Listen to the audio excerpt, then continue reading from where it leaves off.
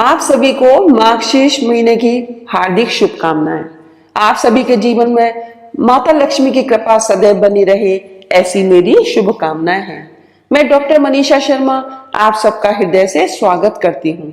आज के इस वीडियो में मैं आपको श्री अगहन बृहस्पतिवार की व्रत कथा सुनाऊंगी, जो महालक्ष्मी जी की व्रत कथा है।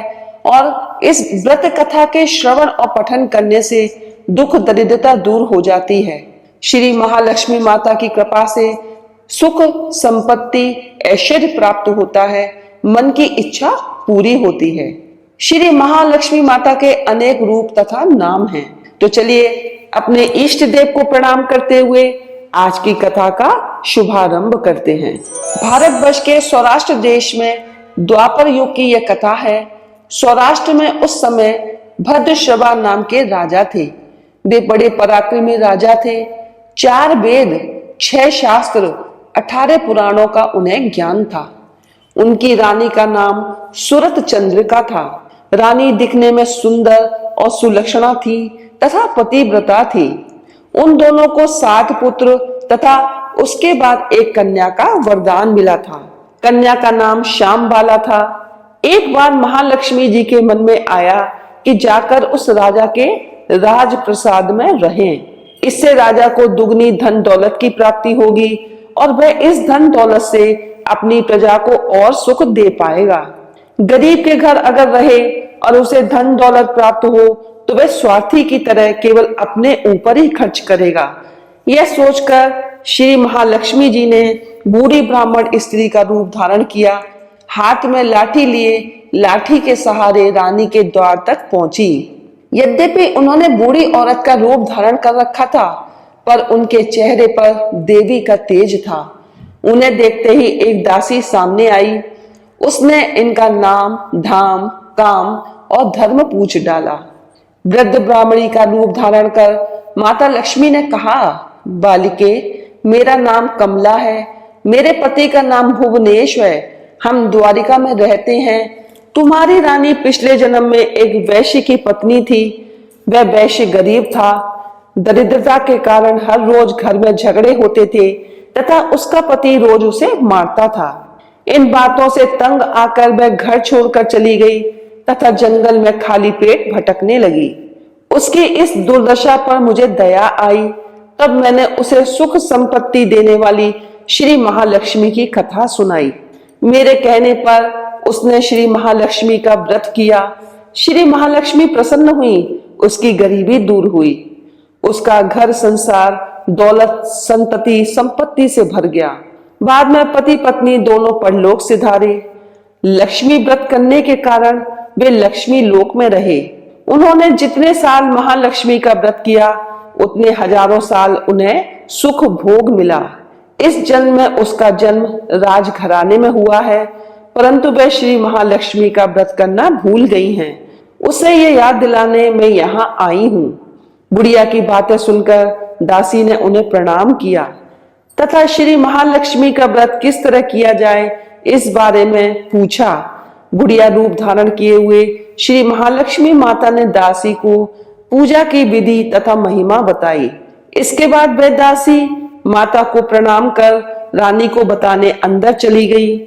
राज वैभव में रहते हुए रानी को अपने ऐश्वर्य का बहुत घमंड हुआ था। संपत्ति तथा अधिकार की वजह से वह उन्मत्त हो गई थी।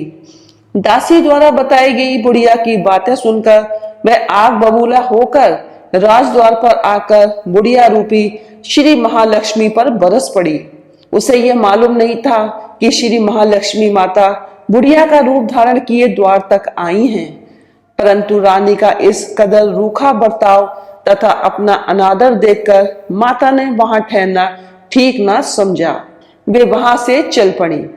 राह में उन्हें राजकुमारी श्यामबाला मिली।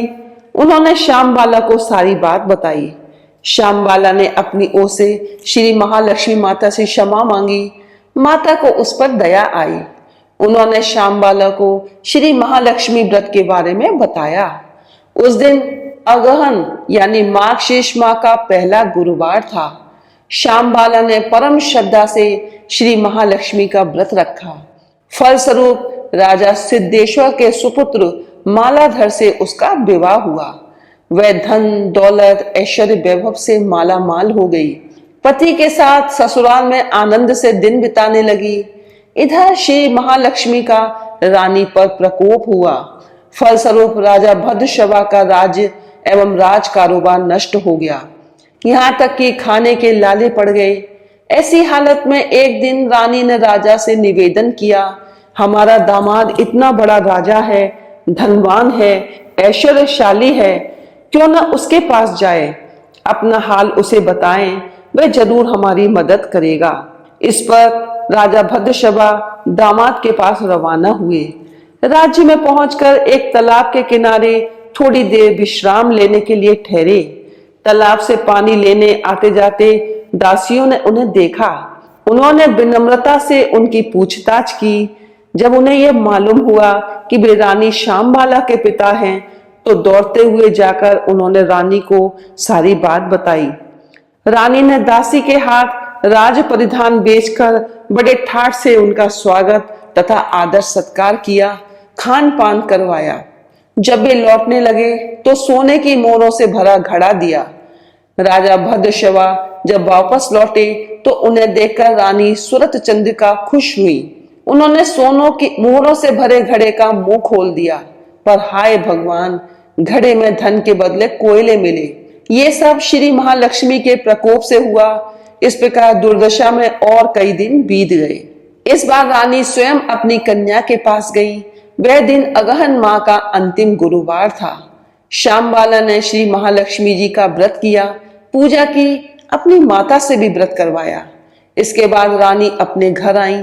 श्री महालक्ष्मी का व्रत रखने पर उसे फिर से अपना राजपाट, धन दौलत, ऐश्वर्य प्राप्त हुआ। वह फिर से सुख, शांति, आनंद में जीवन बिताने लगी। कुछ दिनों बाद राजकन्या श्यामबाला अपने पिता के घर आई। उसे अपने घर देखकर सूरत चंद्रिका को पुरानी बातें याद आईं। यह कि श्यामबाला ने अपने पिता को घड़ा भर कोयला दिया था और उसे तो कुछ भी नहीं दिया था। इसी कारण श्यामबाला को पिता के घर आने पर उसका कोई आदर आतिथ्य नहीं हुआ, बल्कि अनादर हुआ। पर उसने इस बात का बुरा नहीं माना। अपने घर लौटते समय उसने पिता के घर से थोड़ा नमक ले लिया। अपने घर लौटने पर उसके पति ने पूछा, अपने मायके से क्या लाई हो? इस पर उसने जवाब दिया, वहां का सार लाई हूं। पति ने पूछा, इसका क्या मतलब हुआ? श्यामबाला ने कहा, थोड़ा धीरज रखें, सब मालूम हो जाएगा। उस दिन श्यामबाला ने सारा भोजन नमक डाले बिना बनाया और परोसा। पति ने खाना चखा। सारा खाना नमक बिना था, इसलिए स्वाद नहीं आया। फिर श्यामबाला ने अपनी थाली में नमक डाला। इससे सारा भोजन स्वादिष्ट लगने लगा। तब श्यामबाला ने पति से कहा, यही है मायके से लाया हुआ सार। पति को उसकी बात सही लगी। फिर वे दोनों हंसी मजाक करते हुए भोजन करने लगे। कहा गया कि इस तरह जो कोई भी श्रद्धा भाव से श्री महालक्ष्मी जी की पूजा करता है, उसे माता की कृपा अवश्य प्राप्त होती है। सुख, संपत्ति, शांति प्राप्त होती है। सभी मनोकामनाएं पूर्ण होती हैं। परंतु यह सब प्राप्त होने पर माता की पूजा को भूलना नहीं चाहिए। हर गुरुवार को व्रत पाठ अवश्य करना चाहिए। इस तरह श्री महालक्ष्मी जी की महिमा भक्तों की मनोकामना को पूरी करती है। इस प्रकार श्री अगहन बृहस्पतिवार व्रत कथा या श्री महालक्ष्मी जी की गुरुवार की कथा संपूर्ण होती है। बोलो माता लक्ष्मी जी की जय हो। इस कथा को सुनने के लिए धन्यवाद। यदि आपको ये वीडियो पसंद आई हो तो इसे लाइक करें, शेयर करें, हमारे चैनल को सब्सक्राइब करें तथा बेल आइकन को प्रेस करें ताकि आप हमारे आने वाले वीडियोस को भी देख सकें। हर हर महादेव, जय भोलेनाथ।